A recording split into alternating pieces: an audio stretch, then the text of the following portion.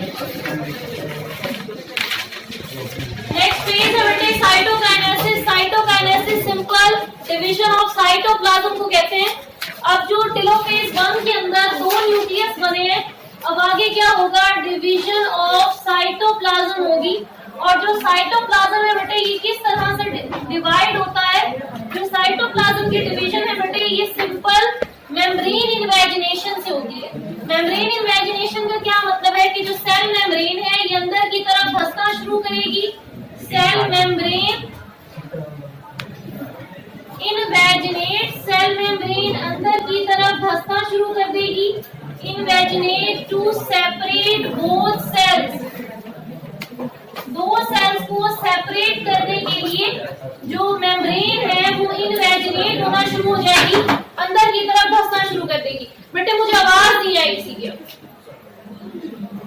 Cell membrane किस तरह से बेटे इन्वेजिनेट करेगी, टेलोफेज के अंदर ये सिचुएशन थी कि जो सेल्स है, न्यूक्लियस है वो दोबारा से रीअपीयर हो गया है।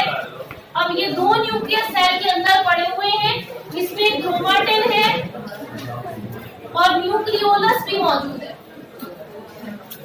अब इसके बाद नेक्स्ट क्या होगा, नेक्स्ट आगे साइटोकाइनेसिस होनी है। सेल मेम्ब्रेन इनवर्ड अंदर की तरफ पिंच होना शुरू हो जाएगी। आहिस्ता आहिस्ता मेम्ब्रेन अंदर की तरफ पिंच होगी, पहले इनवर्ड ग्रो करेगी और अल्टीमेटली 2 सेल्स को डिवाइड कर देगी। अब ये जो मेम्ब्रेन इन्वेजिनेट हुई है, अंदर की तरफ धसी है, ये कंप्लीट नई मेम्ब्रेन बन जाएगी और साइटोकाइनेसिस कंप्लीट हो जाएगा। मेम्ब्रेन पूरे के पूरे सेल को एक दूसरे से सेपरेट कर देगी और इस तरह से अंदर की तरफ धसती चली जाएगी और 2 सेल्स अलग-अलग बन जाएंगे। इसके बाद नेक्स्ट फेज बेटे स्टार्ट होता है। नेक्स्ट फेज है meiosis 2।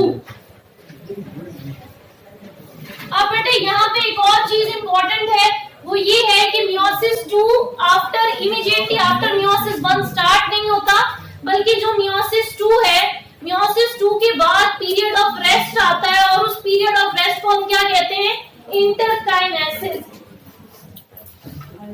After meiosis 1, after meiosis 1 के बाद क्या होगा, cells undergo period of rest. Cells क्या करते हैं बेटे, पीरियड ऑफ रेस्ट गुजारते हैं और उस रेस्टिंग पीरियड को हम क्या कहते हैं, कॉल्ड इंटरकाइनेसिस। उसे हम इंटरकाइनेसिस कहते हैं बेटे। जो इंटरकाइनेसिस है it is also called interphase 2। इसी इंटरकाइनेसिस को इंटरफेज 2 भी कहा जाता है। मैं एक बार फिर से रिपीट कर रही हूँ, मियोसिस 1 के इमीडिएटली आफ्टर फौरन बाद मियोसिस 2 स्टार्ट नहीं होता, बल्कि दरमियान में क्या होता है, एक पीरियड ऑफ रेस्ट आता है, जिस पीरियड ऑफ रेस्ट को इंटरफेज 2 कहेंगे या इंटरकाइनेसिस कहेंगे। अब बेटे इंटरफेज हमने पढ़ा था इस चैप्टर के स्टार्ट में, सेल साइकिल के स्टार्ट में हमने पढ़ा था इंटरफेज 1। इंटरफेज 1 के अंदर हमने 3 फेजेस पढ़े थे। कौन कौन से फेजेस पढ़े थे, number 1 G1 phase, number 2 S phase, number 3 G2 phase. ये 3 फेजेस पढ़े थे हमने इंटरफेज के अंदर।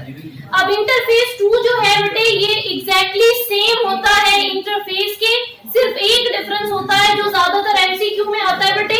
इसी पेज की लास्ट लाइन में लिखा हुआ है कि in interphase 2 there is no S phase. जो इंटरफेज 2 है, interphase 2 is similar to interphase 1। जो पहले हमने पढ़ा था इंटरफेज, उसके जैसा ही होता है बेटे इंटरफेज 2, लेकिन सिर्फ एक डिफरेंस है that there is no S phase. कोई S फेज नहीं होता इंटरफेज 2 में।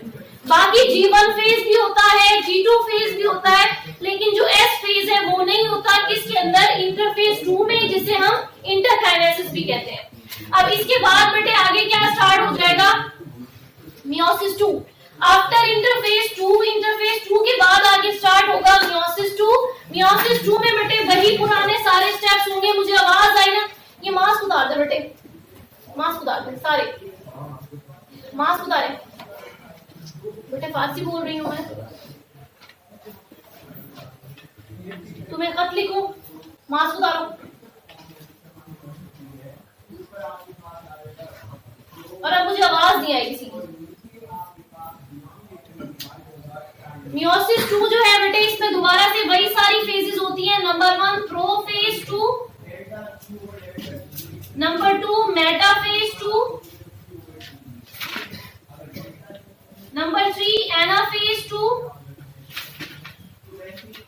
और नंबर 4 टेलोफेज 2। बेटे हमारी बुक में इनके आगे सब हेडिंग्स नहीं बनी हुई, डायरेक्ट ही लिखा हुआ है। मैं यहाँ पॉइंट्स में लिख रही हूँ। अब हम हेडिंग्स में नहीं लिखेंगे, अब हम पॉइंट्स में लिखेंगे। फेजेस वही सारे पुराने हैं और वही सारा पुराने के जो पहले इवेंट्स हुए थे, जो पहले चेंजेस आए थे, अब भी वही चेंजेस आएंगे। बस अब हमारी बुक में पैराग्राफ के अंदर सब कुछ लिखा हुआ है, हम यहाँ पे पॉइंट्स में लिखेंगे। जो मियोसिस 2 है बेटे, मियोसिस 2 में पहला फेज आ रहा है प्रोफेज 2। नंबर 1 पहला पॉइंट क्या है? Prophase 2 is much shorter. ये शॉर्टर फेज है। जैसे हमने पढ़ा था प्रोफेज 1 बहुत लंबा फेज है, लेकिन प्रोफेज 2 जो है ये शॉर्ट होता है देन प्रोफेज 1। प्रोफेज 1 में क्या क्या चीजें थी बेटे? प्रोफेज 1 के अंदर जो ज्यादा टाइम लग रहा था उसकी रीजन ये थी कि पहले वहां पे साइनैप्स होता है। साइनैप्स किसे कहते हैं? साइनैप्स किसे कहते हैं? क्रोमोसोम पेयर होते हैं, उसे साइनैप्स कहते हैं। तो पहला स्टेप हो रहा था वहां पे साइनैप्स। साइनैप्स के बाद बनता है कियासबेटा। कियासबेटा के बाद आगे क्रॉसिंग ओवर होती है। तो ये जो सारे स्टेप्स हैं ये टाइम कंज्यूमिंग है, इनमें बहुत ज्यादा टाइम लग जाता है। अब जो प्रोफेज 1 है उसके अंदर ये सारे स्टेप्स नहीं आने, इसीलिए प्रोफेज 1 क्या हो जाता है? मच शॉर्टर होता है, छोटा होता है देन प्रोफेज 2 मच शॉर्टर होता है देन प्रोफेज 1। अब नेक्स्ट पॉइंट क्या है? Number 1 nuclear envelope. अब जो न्यूक्लियर इन्वेलप है एंड न्यूक्लियोलस और न्यूक्लियोलस है ये क्या हो जाएगा? डिसअपियर हो जाएगा। प्रोफेज 2 के अंदर सबसे पहले न्यूक्लियर इन्वेलप और न्यूक्लियोलस डिसअपियर होगा। नंबर 2 दूसरा पॉइंट क्या है? सेंट्रियोल्स मूव करेंगे ऑपोजिट पोल की तरफ। Centriole move to opposite pole. जो ऑपोजिट पोल किसे कहते हैं? सेल का एक सिरा है और दूसरा सिरा है, इनको हम ऑपोजिट पोल कह रहे हैं। जो सेंट्रियोल है ये एक तरफ मूव कर जाएगा, दूसरा दूसरी तरफ मूव कर जाएगा और क्या बनाएंगे? And form spindle fibres. और क्या बनाना शुरू कर देंगे? जो सेंट्रियोल्स है बेटे ये आगे स्पिंडल फाइबर्स बनाना शुरू कर देंगे। अब नेक्स्ट पॉइंट यहाँ तक बेटे प्रोफेज 2 कंप्लीट हो गया। नेक्स्ट आएगा इन मेटाफेज 2। अब आ गया है मेटाफेज। मेटाफेज में बेटे कौन सा काम होता है? मेटाफेज में कौन सा काम है? क्रोमोसोम अटैच हो जाते हैं स्पिंडल फाइबर के साथ और मेटाफेज प्लेट बनाते हैं। तो मेटाफेज 2 में क्या होगा? क्रोमोसोम्स अटैच होंगे। Chromosome attach to spindle fibres. Spindle fibres के ऊपर क्रोमोसोम अटैच हो जाएंगे टू फॉर्म क्या बनाने के लिए? मेटाफेज प्लेट बनाने के लिए। अब जो क्रोमोसोम पहले आइसोलेटेड अलग-अलग पड़े हुए थे, अब वो आके स्पिंडल फाइबर के ऊपर अटैच हो गए। यहाँ तक बेटे मेटाफेज 2 कंप्लीट हो गया। नेक्स्ट आएगा एनाफेज 2। अब एनाफेज में क्या होता है बेटे? सेपरेशन होती है क्रोमोसोम्स की। तो एनाफेज 2 में क्या होगा? क्रोमोसोम्स सेपरेट होंगे। किसकी वजह से सेपरेट होंगे? Due to pulling force of spindle fibre. जो स्पिंडल फाइबर्स है बेटे ये पुलिंग फोर्स एक्सर्ट करेंगी, खिंचाव पैदा करेंगे। Pulling force of spindle fibres, और उस खिंचाव की वजह से, उस पुलिंग फोर्स की वजह से क्रोमोसोम एक दूसरे से सेपरेट हो जाएंगे। लास्ट फेज है बेटे टेलोफेज। इन टेलोफेज 2 ईच न्यूक्लियस रीअपेयर हो जाएगा। Nucleus reappear around each set of chromosome. जो 2 क्रोमोसोम के सेट पहुंच गए हैं, अलग-अलग होके ऑपोजिट पोल की तरफ पहुंच गए हैं, अब हर क्रोमोसोम के सेट के बाहर न्यूक्लियस दोबारा अपीयर होना शुरू हो जाएगा। In telophase 2 nucleus reappear around each set of chromosome. जो क्रोमोसोम का एक सेट एक पोल तक पहुंचा है और दूसरा दूसरे पोल तक पहुंचा है, उन दोनों के बाहर न्यूक्लियस रीअपेयर हो जाएगा। यहाँ तक बेटे मियोसिस 2 कंप्लीट हो जाएगी। उसके बाद दोबारा से क्या होगा? दोबारा से साइटोकाइनेसिस होगी। अब साइटोकाइनेसिस क्या करेगी? साइटोकाइनेसिस डिवाइड कर देगी 2 सेल्स। दोनों सेल्स को जो 2 न्यूक्लियस बने हैं उनको कंप्लीटली डिवाइड कर देगी इनटू 2 इंडिविजुअल सेल्स। बेटे यहाँ तक मियोसिस कंप्लीट हो गई है। आगे हमने कलेक्टिवली बेटे डायग्राम ड्रॉ करनी है। मियोसिस 1 की भी डायग्राम हमने पहले ड्रॉ की थी, मैं दोबारा ड्रॉ करूंगी और मियोसिस 2 की भी ये जितनी भी फेजेस हैं हमने ये डायग्राम ड्रॉ करनी है। यहाँ तक बेटे जल्दी से नोट कर लें, फिर हमने आगे डायग्राम ड्रॉ करनी है।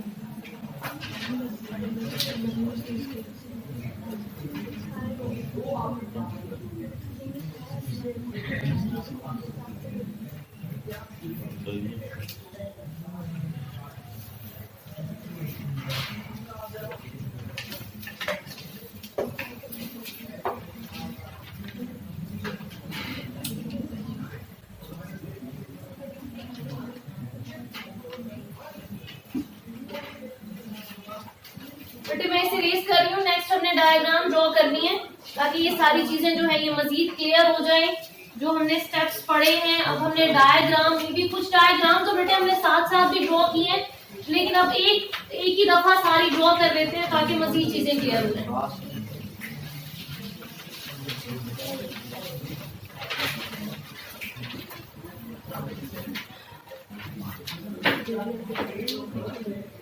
सबसे पहले बेटे इंडिविजुअल सेल था, इस तरह से एक सेल है। सेल के अंदर न्यूक्लियस पड़ा हुआ है और न्यूक्लियस के अंदर थ्रेड लाइक स्ट्रक्चर्स हैं जिन्हें हम क्रोमेटिन कह रहे हैं। और न्यूक्लियस के अंदर एक डार्क स्पॉट होता है, उस डार्क स्पॉट को हम क्या कहते हैं? न्यूक्लियोलस कहते हैं। अब सबसे पहले कौन सी स्टेज आती है? नंबर 1 सबसे पहले आती है बेटे प्रोफेज 1। तो पहले हम ड्रॉ कर रहे हैं प्रोफेज 1। पहला जो स्टेज हम ड्रॉ कर रहे हैं बेटे ये है मियोसिस 1। मियोसिस 1 का है प्रोफेज 1। प्रोफेज 1 में क्या होता है बेटे? सबसे पहले क्रोमोसोम कंडेंस होते हैं, ठीक हो जाते हैं इस तरह से। पहले जो क्रोमाटिन था अब वो क्या बनेंगे? क्रोमोसोम्स बनेंगे। क्रोमोसोम्स के बाद जो सेंट्रियोल्स है वो डुप्लीकेट होंगे और आहिस्ता आहिस्ता जो स्पिंडल फाइबर्स है वो बनना शुरू हो जाएंगे। ये क्या है? इसे हम नाम देंगे बेटे अर्ली प्रोफेज 1, कि जब प्रोफेज स्टार्ट हुई है तो इस तरह से आहिस्ता आहिस्ता चेंजेस आना शुरू होंगे। उसके बाद नेक्स्ट आगे डायग्राम आएगी लेट प्रोफेज 1। लेट प्रोफेज का क्या मतलब है कि अब यहाँ पे आगे प्रोफेज कंप्लीट हो गई है। Late prophase 1। अर्ली प्रोफेज 1 कौन सी है? कि जब प्रोफेज स्टार्ट होगा तो क्रोमेटिन कंडेंस हो जाएगा, जो थ्रेड लाइक स्ट्रक्चर थे वो थिक होके मोटे होके क्रोमोसोम्स बन जाएंगे। उसके बाद लेट प्रोफेज में क्या होगा बेटे? लेट प्रोफेज के अंदर इस तरह से जो क्रोमोसोम्स हैं इन्होंने सेगमेंट्स एक्सचेंज किए हुए हैं, क्यास बेटा बनाया हुआ है, न्यूक्लियर इन्वेलप डिसअपीयर हो गया है अब, और जो स्पिंडल फाइबर्स हैं वो इस तरह दरमियान में आके अरेंज हो गए। यहाँ तक बेटे प्रोफेज 1 कंप्लीट हो गया। इसके बाद नेक्स्ट आगे फेज है, मैं इस तरफ से ड्रॉ कर रही हूँ बेटे एनाफेज 1, मेटाफेज 1। मेटाफेज में क्या होगा? अब ये जो क्रोमोसोम्स यहाँ लगे हुए हैं ये आके स्पिंडल फाइबर के ऊपर अटैच हो जाएंगे। सेंट्रियोल्स हैं, सेंट्रियोल्स ने स्पिंडल फाइबर बनाया हुआ है, इस स्पिंडल फाइबर के ऊपर आके क्रोमोसोम्स अटैच होंगे। अब ये जो बेटे क्रोमोसोम्स हैं इन क्रोमोसोम्स ने अभी भी क्यास मेटा बनाया हुआ है, अभी भी जो सेगमेंट्स हैं ये एक दूसरे के साथ अटैच हैं। इसे मैं लेबल कर रही हूँ बेटे मेटाफेज 1। मेटाफेज 1 के बाद नेक्स्ट आगे आएगा एनाफेज 1। एनाफेज में क्या होता है बेटे? एनाफेज में जो स्पिंडल फाइबर्स हैं ये दोनों तरफ से पुलिंग फोर्स एक्सर्ट करते हैं, जिससे क्रोमोसोम एक दूसरे से सेपरेट हो जाएंगे, अलग-अलग हो जाएंगे। अब ये सेंट्रियोल्स हैं, सेंट्रियोल्स ने क्या किया है? पुलिंग फोर्स एक्सर्ट की है और इस पुलिंग फोर्स की वजह से जो स्पिंडल फाइबर्स हैं वो ब्रेक हो गए हैं, टूट गए हैं और इस तरह से जो क्रोमोसोम्स हैं ये एक दूसरे से अलग-अलग हो गए। ये क्रोमोसोम्स एक दूसरे से अलग-अलग हो गए और ऑपोजिट पोल्स की तरफ चले जाएंगे। इसे मैं लेबल कर रही हूँ बेटे, ये क्या है? एनाफेज 1। एनाफेज 1 के बाद बेटे मैं इसे लेबल कर रही हूँ, ये क्या है? अर्ली एनाफेज 1 है। इसके बाद हमने ड्रॉ करनी है लेट एनाफेज 1। एनाफेज के लास्ट में क्या होगा? जो क्रोमोसोम्स हैं वो इस तरह से ऑपोजिट पोल्स की तरफ पहुंच चुके हैं।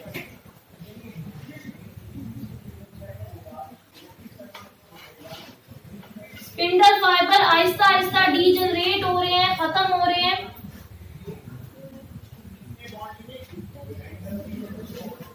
क्रोमोसोम्स ऑपोजिट पोल तक पहुंच गए और जो स्पिंडल फाइबर थे वो आहिस्ता आहिस्ता डीजनरेट हो रहे हैं, खत्म हो रहे हैं।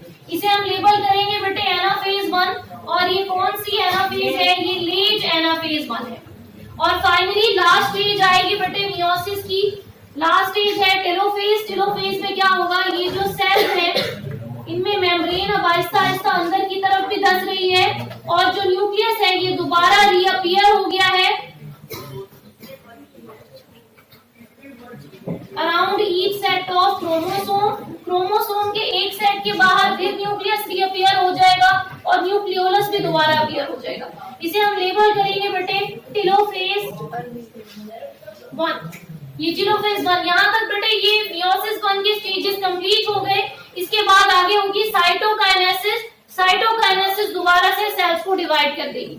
बेटे साइटोकाइनेसिस की वो सिंपल सी डायग्राम हमने ड्रॉ की है पहले, तो नेक्स्ट आगे मैं ड्रॉ करूंगी मियोसिस 2। ये मियोसिस 1 की स्टेजेस हैं, नेक्स्ट हमने ड्रॉ करनी है मियोसिस 2। मियोसिस 2 बेटे एग्जैक्टली लाइक माइटोसिस, माइटोसिस के जैसा ही होता है मियोसिस 2। इसे अब हम जल्दी जल्दी ड्रॉ करेंगे।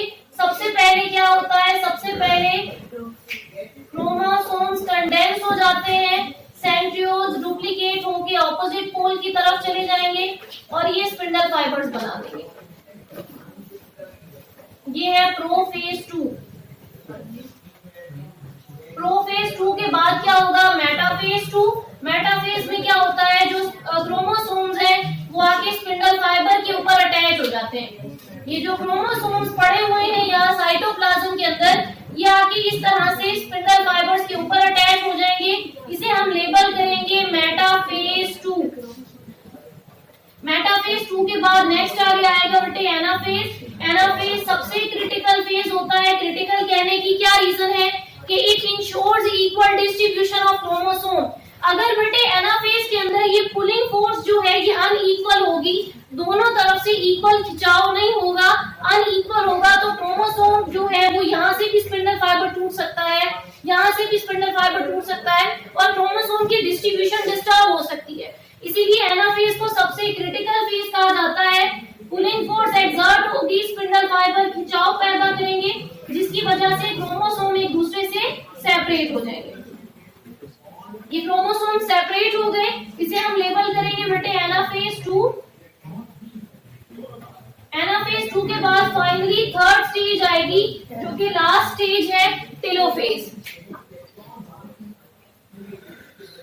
टेलोफेज में सेल्स बेटे थोड़े से इनलार्ज हो जाते हैं, फूल जाते हैं। उसकी रीजन क्या है कि जो न्यूक्लियस है वो अपीयर हो जाता है, इसीलिए जो सेल है वो कुछ ना कुछ इनलार्ज हो जाएगा। और टेलोफेज के अंदर इस तरह से क्रोमोसोम दोबारा से डीकंडेंस हो गए हैं, न्यूक्लियस रीअपीयर हो गया है। इसे हम लेबल करेंगे टेलोफेज 2। बेटे ये चीज याद रखनी है, जब आप डायग्राम ड्रॉ करेंगे तो डायग्राम के साथ आपने लेबल जरूर करना है। आपके बोर्ड के एग्जाम्स में बेटे ऐसी डायग्राम जो अनलेबल, जो बगैर लेबल की हुई डायग्राम के कोई मार्क्स नहीं होते। और दूसरा पॉइंट बेटे ये है कि पेंसिल से ड्रॉ की हुई डायग्राम के भी कोई मार्क्स नहीं होते। तो आप कर सकते हैं नहीं, कोशिश करें कि मार्कर से आपने डायग्राम ड्रॉ करनी है और लेबल भी उसे मार्कर से ही करना है। लेबल में मार्कर से करेंगे, जो भी फिगर है उसको लेबल करें। अगर तो लेबलिंग यहाँ पॉसिबल है तो लेबल करें। इस डायग्राम में लेबलिंग डायग्राम के अंदर नहीं है, नीचे हमने एक सिर्फ लेबल देना है कि ये कौन सी स्टेज है, एनाफेज है, मेटाफेज है, टेलोफेज है, आपने बस वो लेबल करना है। यहाँ तक बेटे एक बार खुद से रीड कर ले, कोई क्वेश्चन है तो पूछें।